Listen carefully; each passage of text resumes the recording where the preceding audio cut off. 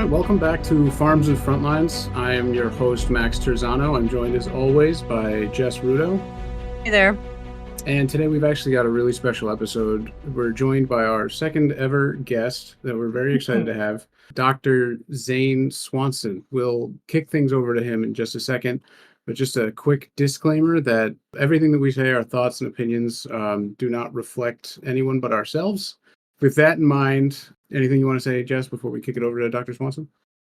No, we're just super excited to have you here. Thanks again, Dr. Swanson. Your title is Fellow at the Global Food and Water Security Program for the Center for Strategic and International Studies. Would you mind telling us a little bit about yourself and what is it you do here?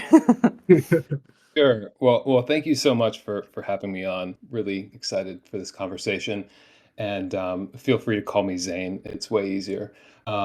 But yeah, so I'm a fellow with the Global Food and Water Security Program at CSIS, which is a DC-based nonprofit research organization, also known as a think tank, but one that's specifically dedicated to sort of national security and global security issues. We're a bipartisan or nonpartisan think tank, which just means that we're not specifically prescribed to any political ideology or leaning like many think tanks are. And Right. that sort of gives us yeah. And you will know the names. I don't need to say them, but at CSIS, we have much more of an independent approach to looking at policy research and recommendations that aren't inherently like related to preconceived worldviews. And at CSIS, we have 40 plus programs now. We've grown quite a bit, and 250 plus staff. And I'm one of those staff for the Global Food and Water Security Program, which is focused most specifically on issues concerning food and water and the ways that those impact malnutrition and how that sort of contributes to political, social unrest, conflict, and impacts on human and economic development. That sounds Sounds, so awesome. yeah. Sounds like the perfect spot. It really does sound like there's no shortage of interesting studies and conversations to be had there. No, absolutely. And actually, when I joined just over a year and a half ago, it was just the Global Food Security Program. And then just over a year ago, we added the project on water security and a senior fellow who is focusing specifically on water security, given the immense overlap between the two issues, but the relative lack of coherence between them. And so it's a really dynamic and really interesting space to be in, applying it practically and socially and politically to the issues that we have right now. I was going to say, just going off of that, and being that it's now the Global Food and Water Security Program, was it kind of a seamless transition to add water security, or was it a little bit more difficult just trying to combine the two and put them in the same bucket? Yeah, I think there are difficulties, and I don't think that they're internal. I think there are actually some external difficulties in the ways that institutes and institutions are structured and sort of the siloing effect that happens naturally when Hmm. studying very distinct issues, and even though they overlap incredibly, there's such a depth to both fields that you can be a water security expert and never touch food, or a food security expert and never touch water. Yeah. And so those sort of like external variables can make that transition difficult. But at CSIS, where we're already thinking sort of across sectors and across disciplines, it was pretty seamless to sort of bring that type of thinking into our work. And then also based on my own background before I joined Think Tank Land, I have a relatively more diverse background that was already looking at the environmental impacts on human health, which of course include food and water. Right. Was there something that brought about the direct need for a water division? Like, I can think of 100 things, but did something spawn adding water security? Sure, yeah. So one thing that CSIS is always doing is sort of internally updating our perspective on the world, and that comes all the way from the top with our CEO and president, Dr. Hamry, who has worked in national security for many decades. There was a sense that there are these sort of big global megatrends that are occurring. And Okay. within that, those megatrends have profound effects on the potential for human economic development. And Hmm. part of that is that we're going to have big demographic changes coming. So by 2050, the world is going to be close to 10 billion people. Those people are going to be more urban. Where those people Yeah. are located geographically is going to be different. And that's going to stress a lot of different systems, including our food system and including our water system. And there's just sort of one fact that I think does a really good job highlighting the relationship between the two, which came out from a paper in Nature recently, that more than half of the global irrigation expansion in the 21st century has happened in water stressed regions, because Hmm. those Oh, water wow. stressed regions tend to be where populations are expanding in the developing world. Right. So you can see within a decade, 2 decades, 3 decades, uh, Mhm. these big hurdles that are going to need to be overcome. Makes so much sense. It does when you just take a minute to think about it, which can be scary. But that is an excellent point because it leads us into kind of why we reached out to you in the first place. We spoke with David Vorman in a past episode about alternative proteins and the need for them with, like you mentioned, these growing populations that are going to be more urbanized and the stress that's going to put on food production and food security. And you actually wrote a really interesting paper on alternative proteins for CSIS. And we'd love to just kind of dive into that a little bit more. Talk to you about how you think these alternative proteins will play into the future of food security and kind of acting as a buffer to ward off the insecurity in those growing populations.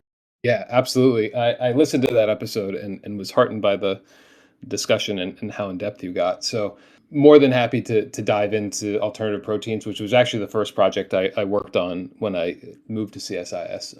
David does a great job explaining what they are, but happy to do a bit of an explainer to catch Yeah, everybody up. so what I was really fascinated with in your paper and the whole project there, the like interactive one the CSIS put together was really cool. I really appreciated that. Thought it was really, really well done. I was really interested in this will shock you, the security aspects that you talked about Mhm. Mm. in that paper, where there were like three different types of security. I think there were economic security, food security, and zoonotic, or like animal to human diseases security. If you're willing, that would be I'd love to just kind of dive into those and just kind of break those down a little bit more and talk about how these alternative proteins can help protect against those in the future. Yeah, so we looked at alternative proteins from a bit of a different perspective. There are two sort of historically deeper perspectives on why alternative proteins have been developed. The first is sort of from an animal cruelty, humane treatment of animals perspective. And then the second being the relationship between animal agriculture and climate change. And we look a little bit at that latter perspective in looking at the impact of modern animal agriculture relative to alternative proteins in the world, but we added some additional ways of looking at the potential benefits from a security perspective of developing a more robust alternative protein sector. And like you mentioned, those are looking at the economic security benefits and the benefits for health, specifically looking at zoonotic disease transmission and antimicrobial resistance, or AMR, Okay. which has caught on a bit because of the amount of antibiotics that are often used or overused Sure. Mhm. in That Yeah. makes conventional sense. agriculture. Just like your doctor will prescribe you antibiotics and they tell you to run through the entire course of it, there are directions for how to use antibiotics for animal agriculture, but it's not always followed. And the result of that could be resistant strains of bacteria that are additionally difficult to deal with and can cause real distress. But I can take these one at a time. So the first sort of big tranche that we looked at was the climate impacts. And what's particularly interesting with alternative proteins is that we're looking at efficiency here. And efficiency is a ratio, right? It's the amount of work that goes into a system to the amount of output. And conventional animal agriculture is just not all that efficient, especially if we're looking at some of the larger ruminants, which would be sort of cattle, essentially. Cattle, yeah. Okay, yeah. Yeah, so if you look at the number of calories in to the number of calories out, right? That's a measure of efficiency. That's the ratio. Mhm. For beef, it's about 2%. So for you get 2 calories out of every system where you put 100 calories in, Wow. which Huh, is just that's crazy. not It particularly really efficient. is. And that is going to result in relatively higher greenhouse gas emissions, which are related to increased need for feed, which are crops, right? Crops Mhm. grown, Yep. and then fertilizers to grow those crops, as well as the amount of water that is needed for that cattle and for the crops that grow the feed that go to the cattle, and then the land Thanks. that's needed to be used. And there's a website that's really very helpful for sort of disaggregating all of this information, that I'll put a little plug out for, that I'm not affiliated with at all, but think great work. It's called ourworldinData.org, Awesome. and they show some really great insights for the environmental impacts of food. So food generally, but also for animal agriculture. And it's really pretty astounding how much uh, goes into the food that we consume, right? So somewhere between a quarter and a third of all greenhouse gas emissions created by humans, so the anthropogenic greenhouse gas emissions in a year, anywhere between a quarter and a third are related to food production or the food system. And I feel like I just want to take a second just to ruminate on that fact. Like, to me and Jess and yourself, Zane, as well, I'm sure it's like you hear that and you're like, yeah, I know. I've seen that number before. But for people who haven't heard that, like that's a massive amount. Yeah, an incredibly large amount. And of that, a significant portion of it is made up by animal agriculture. Hmm. Because like I mentioned before, there are just so many inputs that go into producing animals, not to mention sort of the enteric methane production, which is literally cows Right. burping, Yeah. produces methane, which is a relatively volatile greenhouse gas.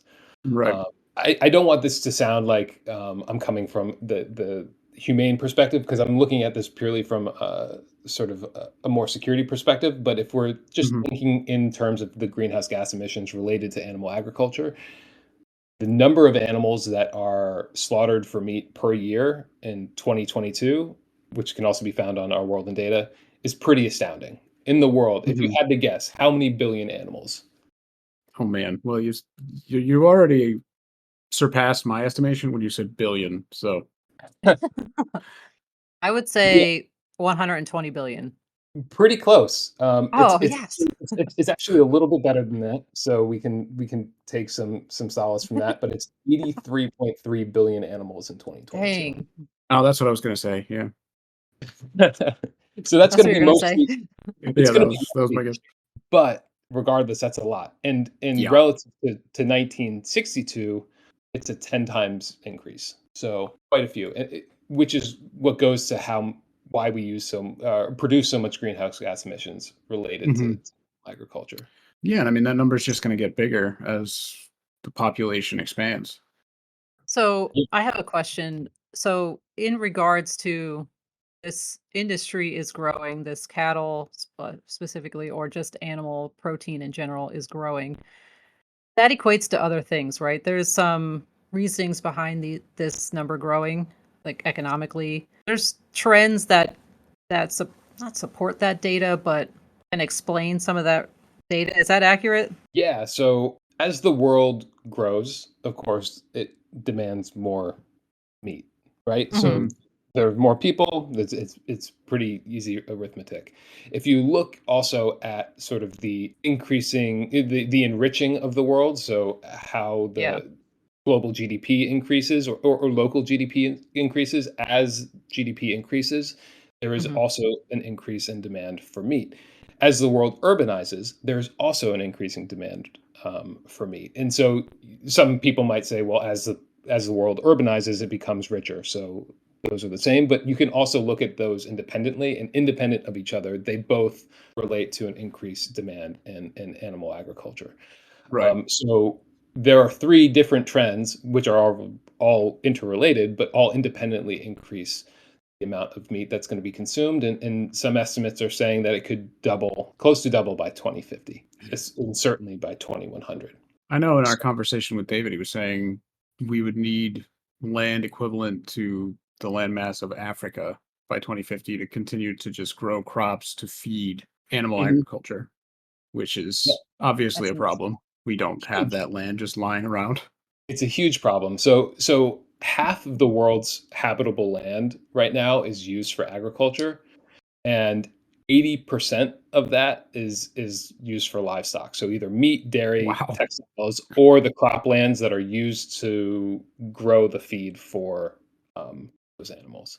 A huge amount of the land that is used for agriculture, which accounts for a huge amount of the habitable land on this planet, hmm it goes towards livestock, and that Right. is meat, dairy, textiles, and the crops that are Oh, grown yeah. to feed those animals. And that's where you get into some of these issues of zoonotic disease that we mention in our piece. And I'll use an example here. So one thing that we focus on a lot is in looking at food security around the world are the places where there is the most food insecurity.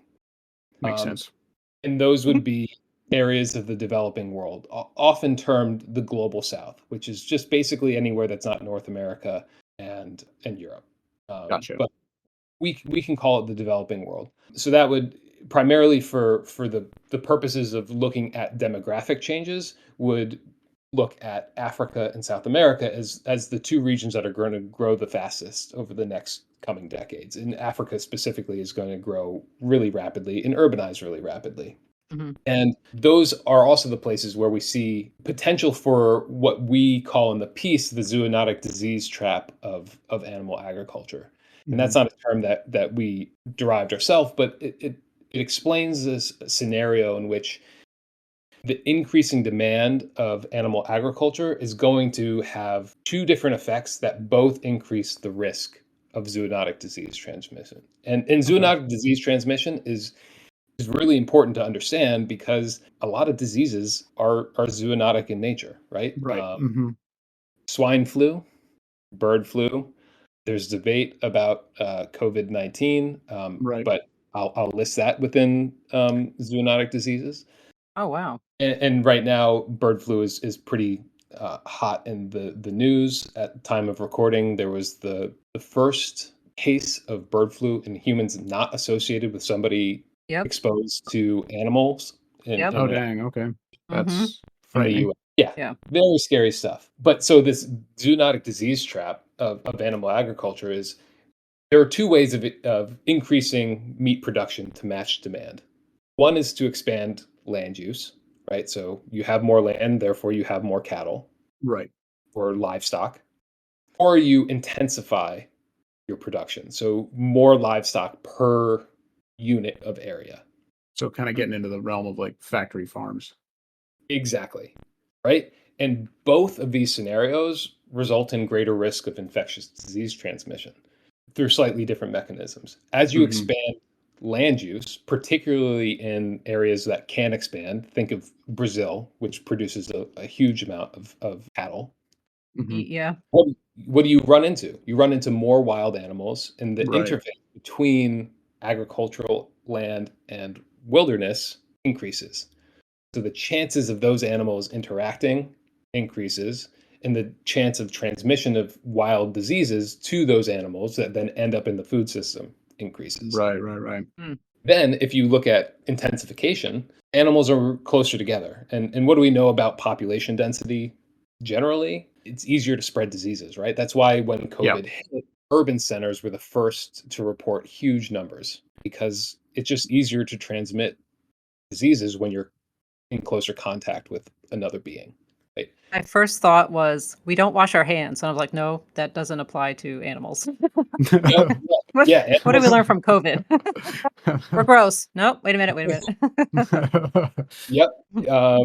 Well, yeah, we're gross, and that's a Yeah. point, right? Like animals, people who are animals, everybody's a little gross, right? And Yeah. so, Amen. I'm sure you've ridden the metro in DC. You of Mm. can course, yeah. confirm that. And so, within that, the likelihood that something could go wrong and be transmitted increases, it also means that there's more likelihood of sort of evolution of a pathogen, right? So what are we concerned about with COVID right now? Is it the same strain that affected us Right. in 2020? No, No, it's a new no. strain. And it's a new strain because mutations have accumulated because it's gone through so many hundreds of millions of people at this point. Right. Right. That tracks. And if you're living in an intensified, well, living, so if not you, but if a head of cattle is living in a more intensified environment where there are more individuals who are exposed to the same pathogen, there's more opportunity for mutation. Right. And that mutation, should it be one that is detrimental to the individual and advantageous to the pathogen, can spread more rapidly.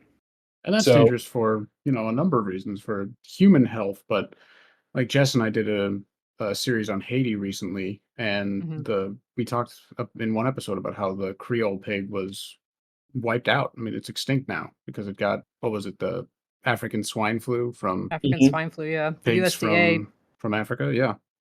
USDA yeah, was saying, it's safer to just kill them all than risk that disease coming into the United States in any way. yeah, It affects people, but also like an Mhm. entire species of pig was wiped out just like Yeah. really rapidly. So yeah, didn't mean to cut you off. Just made me think of that episode. no, definitely. And so bird flu in the US hasn't wiped out chickens, obviously, but it has Mhm. resulted in the culling of many millions. I'm sorry, I'm quickly trying to look up this number because it is pretty astonishing.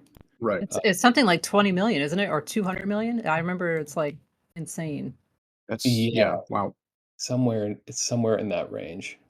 Um, Too many big numbers for me today. I know. Anyway, you No, got 2 million. So 2 million chickens culled in the latest bird flu outbreak. And that's just one round, I guess. I think that's just the Yeah, latest. that's the Wow. latest, and it totals over 100 billion. Chicken and turkeys, so I don't know if that means anything. Yeah, obviously, chicken has grown more intensively in the U.S., but there is sort of the commercial turkey Yeah. growing industry, which is within that sort of poultry industry. But Yeah. yes, an unbelievable number, right? And those are animals that are not going into the food system anymore. To get back to Right. the Absolutely. Yeah. efficiency argument there, so both increasing the amount of land that is used for animal agriculture and increasing the number of animals on that land are both vectors for increasing the risk of zoonotic disease, particularly in the regions where those diseases are most likely, which happen to be in the tropics, which happen to be the areas of the world that are going to increase in demand for meat products in the Right. future. Right. So it's a scary confluence of different factors there. And so, just I guess getting back to like alternative proteins, people aren't too familiar with this unless you're, David Foreman and do it for a living. But I guess the way around worrying about these diseases and stuff, because it's never going to go away. I mean, as far as I can see, these like swine flu and bird flu, like they keep coming back, and there will probably be instances of zoonotic diseases in the future that we're unfamiliar with now. But alternative proteins can protect against this in a number of different ways, right? Yeah, so this is where it gets a little bit more nuanced, where it's protective in that it doesn't engage in the animal agricultural chain really at all. And the ability for alternative proteins to have a positive effect on reducing the risk of zoonotic disease is a little bit dependent on the relationship of how it grows relative to animal agriculture. And here I think it's important to point out, and I think David made this point in your earlier podcast as well, is that it's not a point right now of replacement, and it likely never will be. It's sort Right. of, and as you're saying, we know meat demand is going to go up, and we're going to need to expand the ways in which we produce it to match that demand. Is perhaps a way to look at it, this would be like a redundancy in systems to help supplement a known growing population versus, like you were saying, replacement of the cattle and animal protein industry. Exactly. Okay. It's a supplement, particularly at this point where the industry is relatively nascent and pretty small compared to the, well, very small compared to the animal agriculture industry. Um, but the points of the ways in which it could have benefits is in reducing the amount of need to increase over time, right? And so if you do not need to increase quite as much land use or intensify quite as much in terms of your livestock production, if that's offset by the production of alternative proteins, that is relatively beneficial to the potential for zoonotic disease to be a concern for not only a population, but potentially for the world, the way that zoonotic diseases tend to move. And that, therefore, sort of gets into a different point where alternative proteins could be really beneficial is looking at resilience and resilience's relationship to security. Absolutely. I mean, again, not to be a broken record, but when we talked about Haiti, we kind of referred to it as the Murphy's Law of countries because whether it was military coups or the zoonotic diseases with the Creole pigs or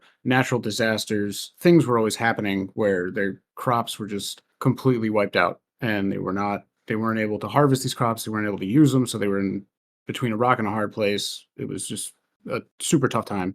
So if they had access to things like alternative proteins and whatnot, where they didn't land or require as much resources to, I don't want to say build them, to grow them, to harvest them, etc., could have been a real game changer. Yeah, and here I'll do a little bit of table setting because I think it'll be important to like the way that we discuss resilience. But if we're thinking about a risk, right, or just risk in general, we can think about it in sort of like these three related axes, right? So three-dimensional space. One of them is a hazard. So variable one to risk is hazard, the act or phenomenon that has the potential to produce harm, right? So in this case of Haiti, that could be political unrest, that could be a hurricane, it could be an earthquake. Unfortunately, like there are Right. a lot. The next axis of risk is going to be the vulnerability. So that's how susceptible you are to that harm and its relationship to sort of human and economic loss related to that hazard occurring. And then the third axis is exposure. So the people and the systems that are lost because of a hazard. And so when we're thinking about how we can increase resilience in different regions of the world, we're thinking about the ways in which we can either anticipate those hazards before they happen or understand that they're going to happen and therefore reduce the vulnerability and the likelihood of exposure to those risks. And so by diversifying a food source, as you rightly point out, if you don't have much arable land, you are relatively vulnerable to that arable land being affected by a hazard. And then the exposure of that is everybody that works that land and then everybody that gets resources from that land. Hmm. You Right. diversify the ways in which you are engaging in the food system that aren't necessarily as reliant on that particular arable land and the products of it. You may be more resilient and therefore more secure over geographic and temporal space. I Right. have a Yeah. question. Makes sense. So Yeah. something that you brought up makes me think. So I taught Latin American history. So some Mhm. of the things that I'll be referencing like historical examples, but historically, Latin America is an export producing country, and typically the exports are of agricultural means, like a agricultural type of product.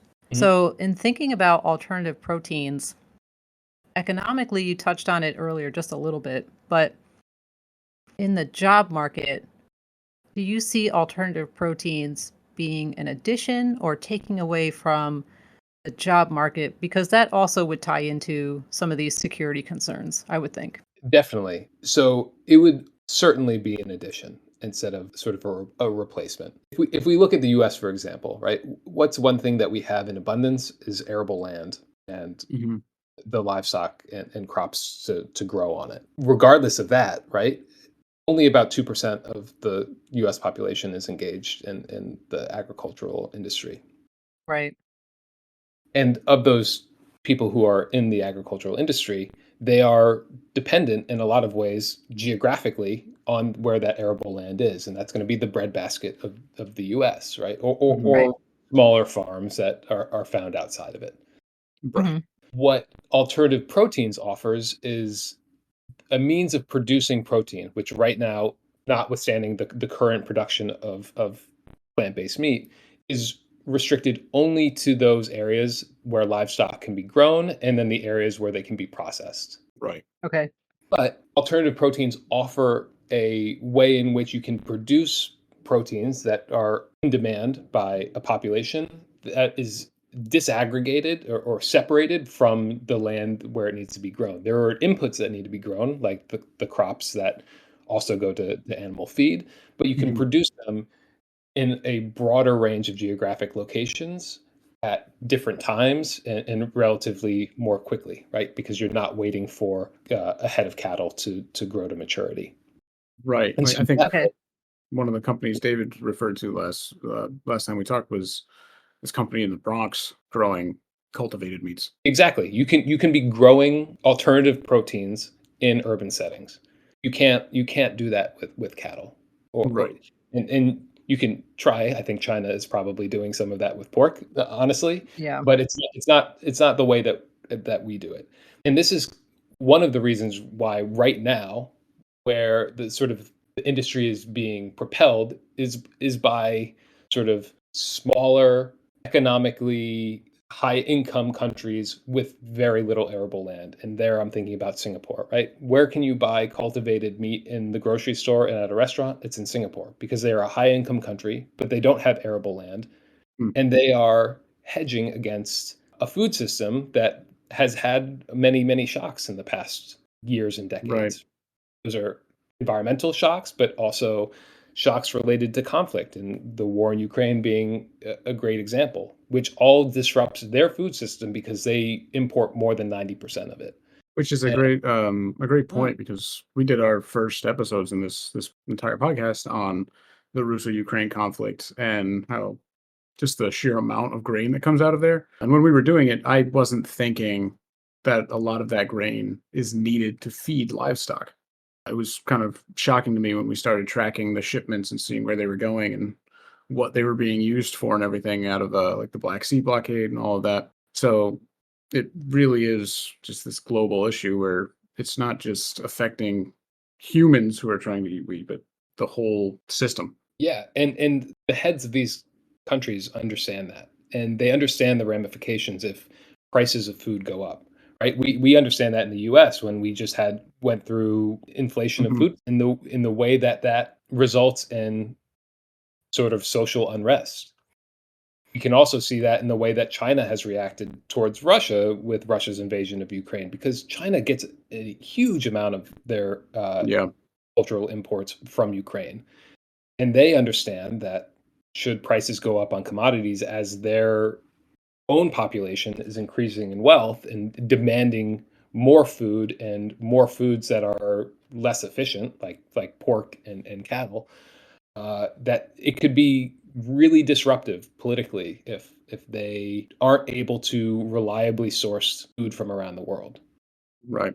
I was going to That's say awesome. something about China. Also, China started a 12-year agreement with Russia concerning foodstuff trades, which is also really interesting politically. Like, what does that mean? And kind of adds to that same conversation, the political impacts of not being able to feed yourself or feed your people. Yeah, no, absolutely. Yeah. There's the I think sometimes with food security in general, people think of it primarily as a humanitarian security situation, and a lot Right. of times it is, right?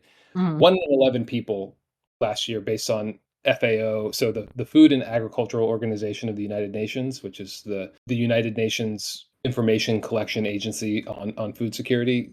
They put a report out every year called the SOFI, the State of Mhm. Food and Security. They put one out more recently this year that showed 1 in 11 people experienced hunger in the world last year, right? So Wow. almost 800 million people. Um, Crazy.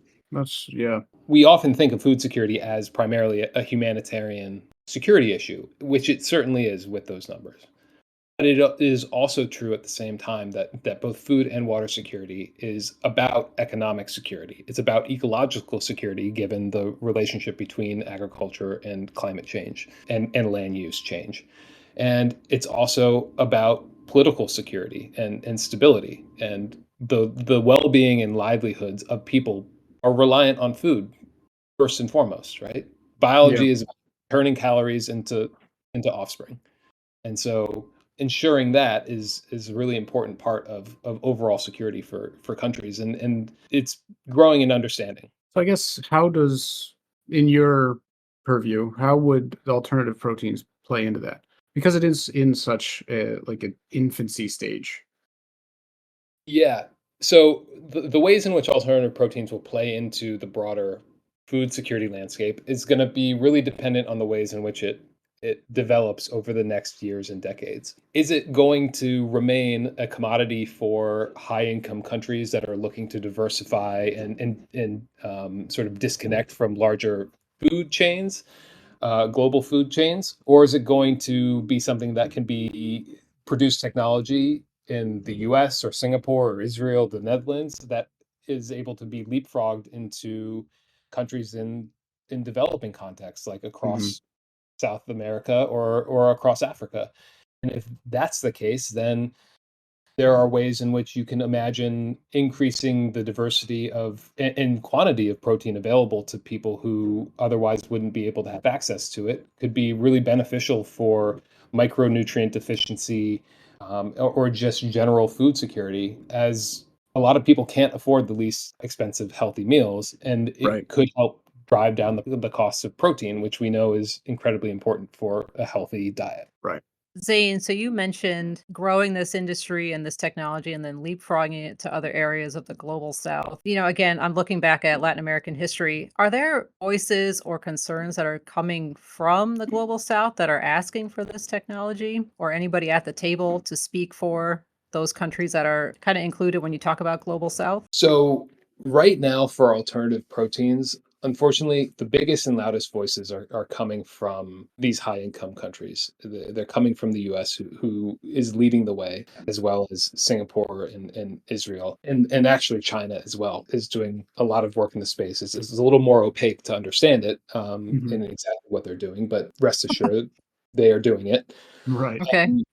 But generally, within food security, there's a research organization that is doing an incredible amount of work to improve human health and nutrition and the sort of sustainable management of natural resources. And that would be CGIAR. It was formerly known as the Consultative Group for International Agricultural Research, but they're doing work that is at the intersection of everything we've talked about. It's an intersection of food security, livelihood, social inclusion, and social justice, and then also now climate adaptation and mitigation, investigating the ways that are going to be most effective to keep resilient food systems going in the global south in the face of increasing climate challenges. Awesome. We'll definitely have to look into them. That sounds like a quite the Yeah, undertaking. very fascinating. Yeah. I've never heard of them before, so that's very interesting. Yeah, me neither. I'll have to look them up. We've taken a bit of your time here, but we do appreciate you coming in and talking to us. This has been very Absolutely. interesting, just fascinating to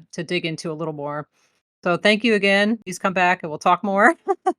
Yeah, we Yes, really appreciate it. of course. It's been awesome getting to hear from you. Thanks again for taking your time to come and indulge us. Truly appreciate it. Definitely. No, it was a great conversation, and look forward to more. So thank you so much. Well, that was an incredibly enlightening conversation. Thank you so much to Dr. Zane Swanson of CSIS for coming out and talking to us and just digging in a little bit more into alternative proteins, the security aspects that go with food security in general. Thanks to everybody for listening. Hope you enjoyed it. As always, you can follow us on our social medias. We're on Threads and Instagram. And if you have any questions about the conversation we just had or questions in general, please reach out to us at farmsandfrontlines@gmail.com. I'm Max Terzano. I'm Jessica Rudo. Signing Talk off. to you next time.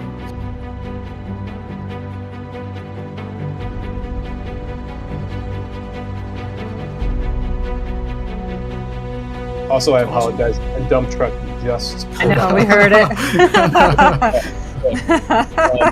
That's all right. We heard it. I'm like, oh, it's backing up. It's The backing vibrant up. sounds of the city. perfect timing.